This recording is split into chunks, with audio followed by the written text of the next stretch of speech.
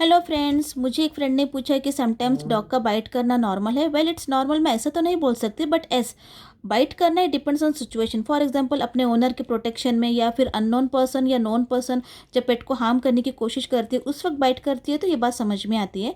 बाकी टाइम पे बाइट करना मीन्स अलग अलग रीजंस हो सकते हैं, जैसे कि आपका पेट का तबीयत ठीक नहीं रहना और उस वक्त उसके साथ फोर्सफुली खेलना, उसे रफली हैंडल करना, अननेसेसरी उसे ट्रबल करना, तो ये सभी रीज़न से भी उनका बाइट करने की चांसेस ज़्यादा होती है। वेल, अभी मैं ऐसा तो नहीं कहती कि मुझे पता है, लेकिन जहाँ तक मैंने देखा है तो बहुत से पेट ओनर्स को पेट की लैंग्वेज समझ में नहीं आती। और यहाँ पर भी मैं ये नहीं कहना चाहती हूँ कि मुझे समझ में आती है। मैं कैसे स्नोफी को हैंडल करती हूँ वो मैं आपको बताती हूँ।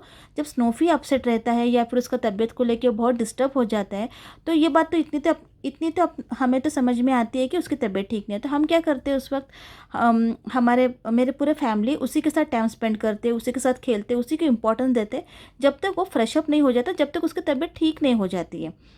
और इसलिए शायद स्नोफी को काटने की आदत नहीं है।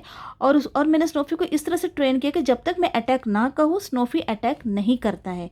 तो आप भी कोशिश करके देख लीजिए फ्रेंड्स, जब भी आपका पेट्स डिस्टर्ब रहता है, अपसेट रहता है, उसे बहुत पैम्पर कीजिए, उसे इम्पोर्टेंस दीजिए ताकि वो डिस्टर्ब ना रहे, first thing. And second thing, अगर आपके पेट को काटने की आदत है, बाइट करने की आदत है, तो उसे प्यार से, सॉफ्टली, पोलाइटली उसे हैंडल करके समझाइए कि it's wrong, no biting, no biting. Okay, जैसे भी आप अपने लैंग्वेज में, अपने पैम्पर लैंग्वेज में उसे समझाइए, इस तरह की उसकी आदत छुड़ा दीजिए आप।